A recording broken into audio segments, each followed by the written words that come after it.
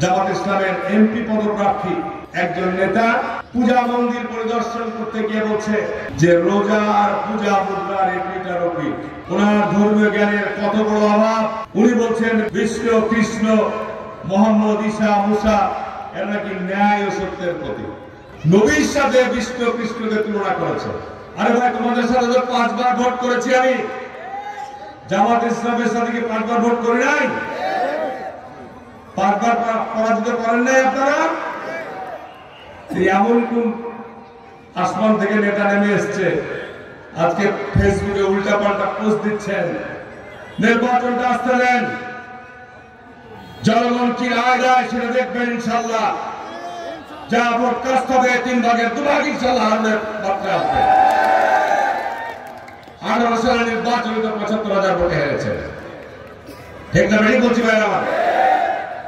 আমি ইসলামী বক্তা যারা আজকে জামাত ইসলামের বক্তব্য দিচ্ছেন,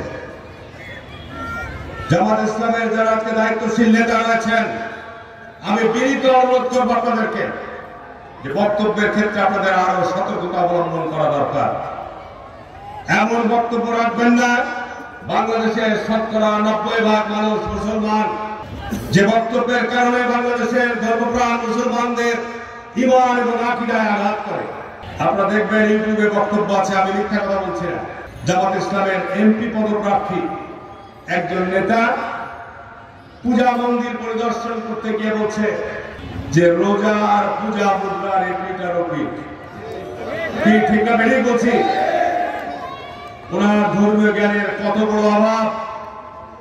উনি বলছেন বিষ্ণু কৃষ্ণ মোহাম্মদ ঈসা মুসা এরা নাকি ন্যায় ও সত্যের প্রতীক। নবীর সাথে বিষ্ণু কৃষ্ণকে তুলনা করেছে। ঈমান কি আছে ভাই আমার? বলেন জোরে করে, বলেন ঈমান আছে? রোজা হচ্ছে আল্লাহর ইবাদত, ঠিক না? ঠিক, রোজা হচ্ছে আল্লাহর ইবাদত। এগুলোর গায়ে রক্ত টপটপ করে ওঠে। আমরা যা ইসলামের অনুসারী, আমরা যা ধর্ম মূল্যবোধকে সমুন্নত রাখতে চাই, এই কথাগুলো শোনার পর মাথা ঠিক রাখা যায় না। আর পূজা হচ্ছে অন্যতম স্থির সবচেয়ে বড় গুনাহ, ঠিক না? বলছি এইসব নেতারাকে আপনারা নমিনেশন দিয়েছেন, এমপি ভোট করবে, তারা নাকি দেশে ইসলাম কায়েম করবে না দাবি করছেন। জামাত ইসলাম নাকি একটা ইসলামী দল। আমি পরিষ্কার বলতে চাই, জামাত ইসলাম কোন ইসলামী দল নয়। আপনার তাদের ইসলামী পক্ষে আপনাকে পাগল বলছে অনেক আলেমরা, আমির হামজা, এটা পাগল।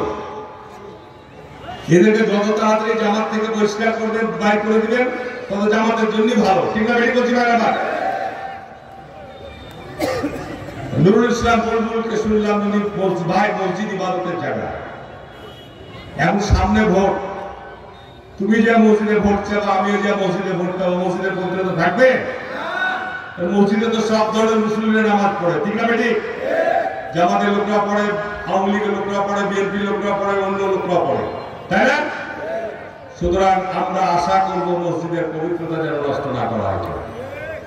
আমি শুনলাম 2 দিন না কয়েকদিন আগে নুরুল ইসলাম বুলবুল এক মসজিদে গিয়ে আপনার বয়ান করছেন। উনি বলছেন ইসলামী দলকে ভোট দেওয়া ইবাদত এবং নামাজের অংশ। কোথা থেকে দলিল পেলেন? নুরুল ইসলাম বুলবুল দলিল দেবেন। ইসলামকে নিয়ে কথা বলতে গেলে দলিল লাগবে, কোরআন এবং হাদিস একেবারে মৌলিক। ইচ্ছা মতো নিজের ইচ্ছা মতো ব্যাখ্যা বিশ্লেষণ করার কোন সুযোগ নাই, কোন সুযোগ নাই। সুতরাং এ ব্যাপারে দলিল দিতে হবে। পিয়ার না হলে ভোট হবে না। পিয়ার দিয়ে কি ইসলাম কায়েম হবে? আর গণতন্ত্র দিয়ে কি ইসলামকে, আপনাদের দলকে ভোট দিয়ে কি ইসলাম কায়েম হবে? দুনিয়াবি স্বার্থের পিছনে দৌড়াচ্ছেন, লোক লালসার পিছনে দৌড়াচ্ছেন।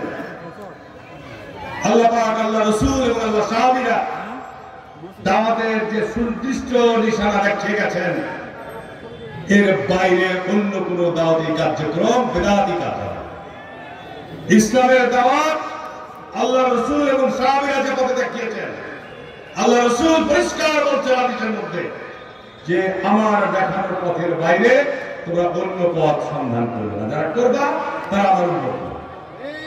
এটা আমি আপনার হাদিস থেকে বলছি। সুতরাং আজকে যখন হিন্দু সম্মেলনে যে গোলাম পারওয়ার জামাত ইসলামের সেক্রেটারি, আরে ভাই এরা আবার নিজের নামের তুলে অধ্যাপক লাগান। আমাদের সাবেক এমপি লতিফুর ভাই অধ্যাপক লাগান। কোথাকার অধ্যাপক? ব্যাখ্যা বক্তৃতা দিবেন, জানাবেন কোথাকার অধ্যাপক আপনারা?